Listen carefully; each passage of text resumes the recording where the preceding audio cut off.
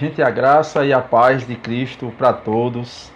Eu estou muito feliz em poder também participar desse momento, participar dessa semana de oração. Nós tivemos toda a semana voltada à oração, sempre com um tema específico, né? Começamos na segunda-feira com um casamento no lar, uma meditação maravilhosa da missionária Carla Janaína. Depois nós tivemos outros preleitores, como o pastor Sandro Cruz falando sobre pai, pastor Yalan falando sobre mãe, missionária Eva falou um pouco sobre filhos e irmãos, o pastor Antônio falou sobre a igreja como família de Cristo, e hoje eu gostaria de falar sobre a nossa nação, a família enquanto nação brasileira. Sobremodo, sempre baseados, sempre alicerçados na oração. Então a pergunta que sucede para a nossa meditação no dia de hoje é: precisamos orar pela nação brasileira? Precisamos orar pelas famílias do Brasil? Sobremodo, precisamos orar ou devemos orar pelas autoridades constituídas? O que é que a Bíblia diz sobre isso? Para tanto, eu gostaria de convidar você a abrir na primeira carta que Paulo escreveu a Timóteo, capítulo 2. Eu quero compartilhar com os irmãos apenas os 4 primeiros versos deste capítulo. Primeira carta de Paulo a Timóteo, capítulo 2, do verso 1 ao verso de número 4. O texto sagrado, ele diz o seguinte: e antes de tudo, recomendo, diz Paulo, que se façam súplicas, orações, intercessões e ações de graça por todos os homens, pelos reis, por todos os que exercem autoridade, para que tenhamos uma vida tranquila e pacífica, com toda a piedade e dignidade. Verso 3, porque isso é bom e agradável perante Deus, nosso Salvador, que deseja que todos os homens cheguem ao conhecimento da verdade.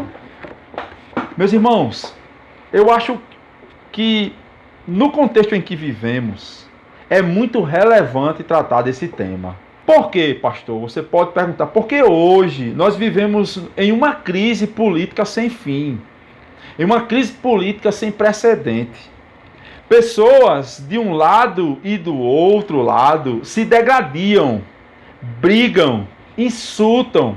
E por que não falar de muitas pessoas que estão na igreja, que professam a fé evangélica sobremodo, brigando uma com a outra por conta de político A, político B. Alguns, na verdade, eu acredito que há um erro aqui comum aos dois. E o erro comum aos dois está exatamente no ponto de que ambos suscitam em seus lados Messias. Deixa eu explicar melhor. Um lado acredita que se sair do poder que já está, estamos perdidos. Tudo vai dar errado e vamos cair ladeira abaixo. Assim, crendo, acreditam que tal pessoa no poder e vamos estar muito bem, vamos estar livres e vamos vencer.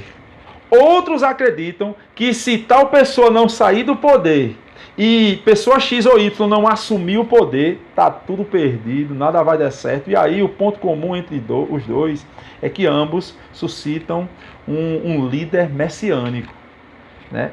Que usurpa para si esse poder, esse nome que só cabe na pessoa de Jesus. A palavra de Deus nos diz que há um único Deus, que há um único Messias, e que esse Deus, ele está sentado no alto e sublime trono, e que de lá ele governa toda a terra, todo o mundo, governa a minha e a sua vida, quer você queira ou não, quer você creia ou não.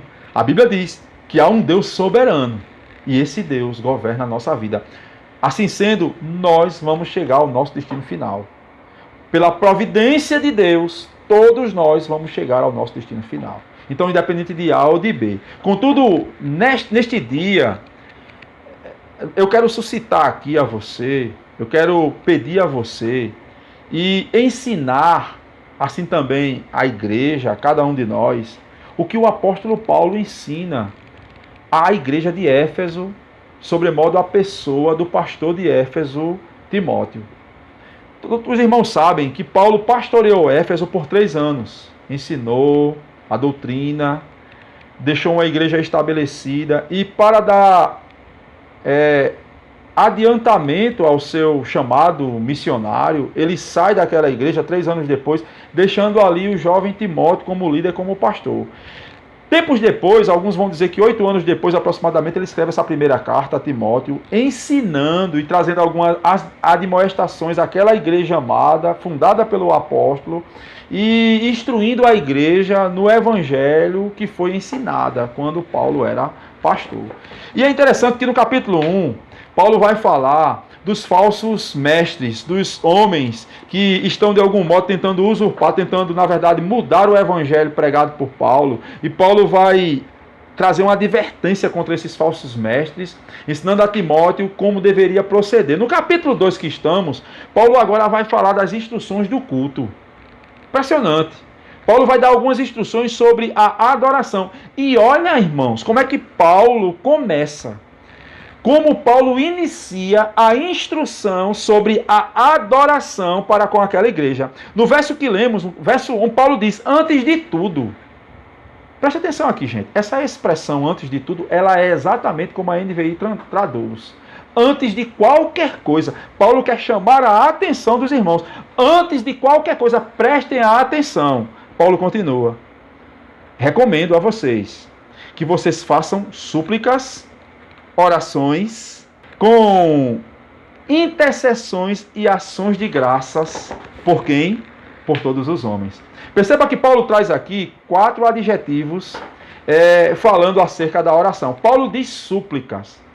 A expressão aqui, ela tem a ver com a solicitação humilde, mas uma solicitação humilde por algo específico. Paulo está dizendo, olha, eu recomendo a vocês, antes de qualquer coisa eu quero fazer uma recomendação, preste atenção aqui. Eu quero recomendar a vocês que vocês façam súplicas, humildemente vocês peçam humildemente algo específico. Oração tem um termo mais genérico de diálogo com Deus. Com intercessão, a palavra tem a ver com pedir algo para alguém, pedir a alguém, interceder por alguém, e com ação de graça. Ação de graça é a expressão aqui, ela já diz, é agradecer mesmo, ser grato. Mas tudo isso por quem Paulo diz? Por todos os homens. Por todos os homens aqui, Paulo não tem em mente, gente, um universalismo. Paulo não tem em mente cada ser humano da terra. Mas aqui, por todos os homens tem a ver com sem distinção de raça, cor, etnia, seja judeu, seja grego, seja gentil, seja qualquer um homem, de qualquer etnia, de qualquer raça. Paulo diz por todos os homens. Vocês devem suplicar. Mas aí no verso de número 2, Paulo afunila e diz, peçam sim, por todos os homens, mas de modo específico pelos reis e por todos que exercem autoridade. Sabe o que eu acho fantástico? Quando Paulo pede aqui que os irmãos de Éfeso deveriam orar pelos reis e pelas autoridades constituídas, pelas autoridades aqui, quem governava na época era Nero. E eu acredito que você sabe, todo cristão sabe, historicamente, biblicamente, quem foi Nero. Nero perseguiu de uma forma tão ferronha a igreja cristã, que a história diz, a tradição diz que faltava lenha em Roma de tanto cristão que era queimado em seu império, em seu governo. E o que Paulo está pedindo aqui, por tabela, aos cristãos, é que tais cristãos perseguidos e queimados, Nero mandou matar Pedro, mandou matar o próprio Paulo, e Paulo aqui, de modo específico, está dizendo assim, gente, 8 anos depois que ele sai da igreja, ele está dando uma recomendação, orem pelos governantes e pelos reis, pelas autoridades constituídas, e a autoridade constituída aqui era Nero. Mas por que Paulo pede? Tem um para quê.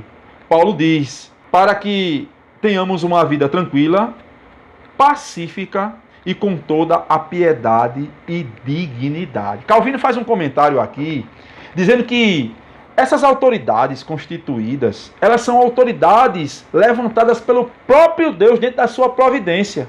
E tais autoridades, diz Calvino, são necessárias para promover a paz, a passividade. Assim sendo, são as autoridades que vão promover a justiça. Se a autoridade não promove justiça, diz Calvino, nós vamos ser entregues aos ladrões, aos salteadores, aos usurpadores.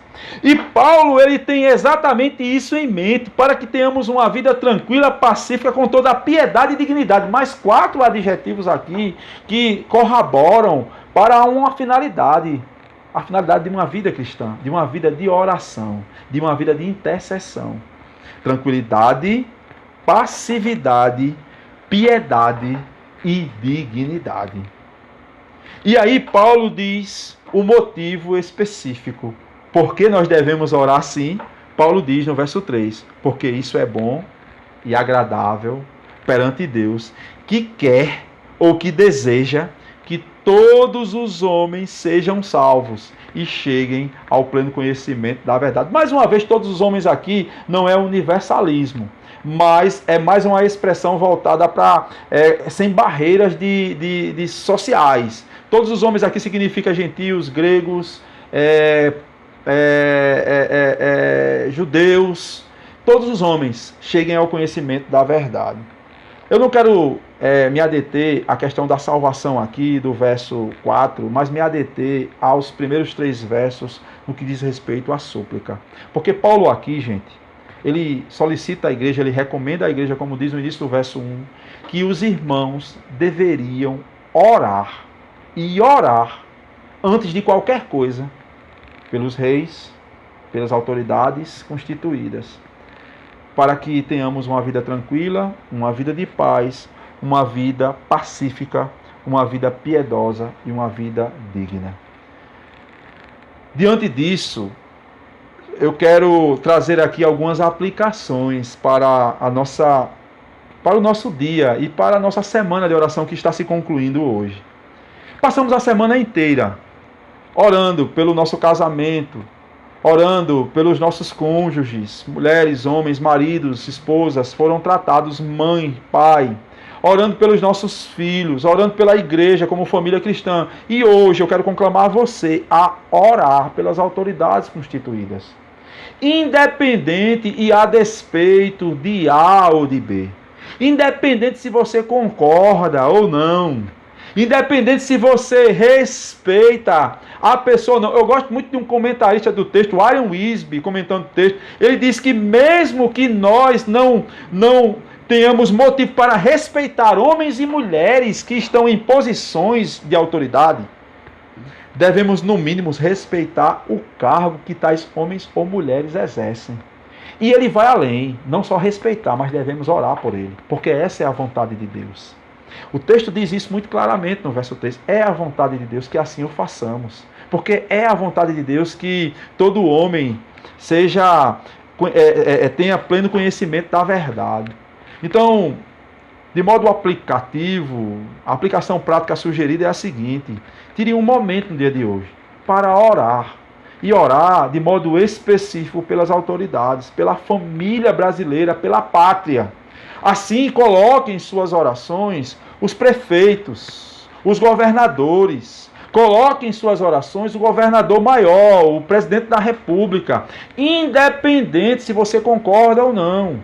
Eu quero também trazer uma palavra, principalmente para esses que ficam se gladiando, brigando por causa desses homens, que transformam tais homens em Messias, em nome de Jesus. Não faça isso, só há um Messias, só há um Salvador, só há um Deus, só há um Redentor, a saber, Cristo Jesus. Ele é o único mediador. Paulo conclui isso no verso 5 desse texto. O único mediador entre Deus e o homem. Ele é aquele único que está sentado no trono e que governa a nossa vida. Então, a petição deste dia é pela oração e súplica, e de forma intercessória e de forma de gratidão, pelas autoridades, pelos reis, como naquele contexto Paulo estava pedindo para orar, de modo, é óbvio, por tabela, orar por Nero, que era o imperador da época. Eu quero conclamar você, a despeito, independente se você concorda ou não, se da cor partidária, mas que você ore. Sabe por que isso é tão importante, irmãos? Porque hoje, infelizmente, temos até crentes que estão com aquele tipo de filosofia de que quanto pior, melhor. Pessoas que torcem o contrário. Sabe? Pessoas que torcem para dar errado. Pessoas que torcem que de fato dê errado, que é para até mostrar. sabe? Dizer realmente, olha, tá vendo, eu não avisei, pessoas que olham para isso como que fosse uma guerra e um poder bélico com sangue nos olhos, quando na verdade nós deveríamos ter lágrimas nos olhos. A palavra de Deus nos diz, o texto de modo específico de hoje nos diz que nós devemos orar, independente de quem está no poder. Tal pessoa é uma autoridade constituída pelo próprio Deus. Então, em sua providência, Deus providenciou que tal pessoa chegasse aonde está. E que se nós estamos sofrendo, é a ira de Deus que está sendo derramada por tal pessoa. Nós precisamos crer nisso. É a providência de Deus que assim nos ensina. Mas se tudo der certo, a igreja vai dar certo. É interessante o texto que Paulo diz que nós precisamos orar para ter paz, uma vida pacífica, uma vida digna, uma vida piedosa. E se tudo der certo no governo que estamos, obviamente nós vamos desfrutar dessas bênçãos adjetivais que Paulo usa no texto. Então eu quero, de forma prática, motivar você a orar pela família brasileira, sobremodo aqui pelas autoridades constituídas.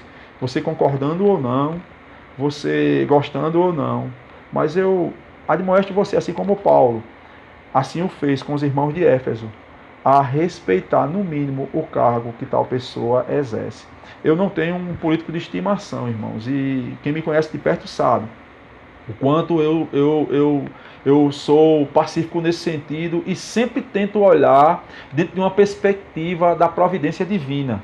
Se lado A ou lado B assume, eu vejo a providência divina. É óbvio que nós escolhemos, nós fazemos as nossas escolhas. A própria Bíblia diz, mas a palavra final é sempre a do Senhor. Então nós como crentes no Senhor, nós como igreja militante, nós como igreja triunfante, nós precisamos orar pelos nossos líderes. Então eu quero convidar você a esse momento a ter uma palavra de oração e a fechar essa semana orando de modo específico pela pátria, pelas autoridades constituídas. Vamos orar? Pai, nós te louvamos, Senhor, e bendizemos o Senhor Jesus por essa semana maravilhosa na tua presença, Senhor, por palavras que muito nos ensinaram, por meditações que muito, ó Deus, nos lembraram do Evangelho de Cristo Jesus. E hoje, Deus, de modo específico, nós queremos colocar diante do teu altar a vida das autoridades constituídas brasileiras, Senhor. Sim, nós te pedimos por cada prefeito, nós te pedimos pelos governadores, nós te pedimos, ó Deus, pelos deputados, pelos senadores, nós te pedimos pelo presidente da República, nós te pedimos pelos poderes legislativo, judiciário, executivo.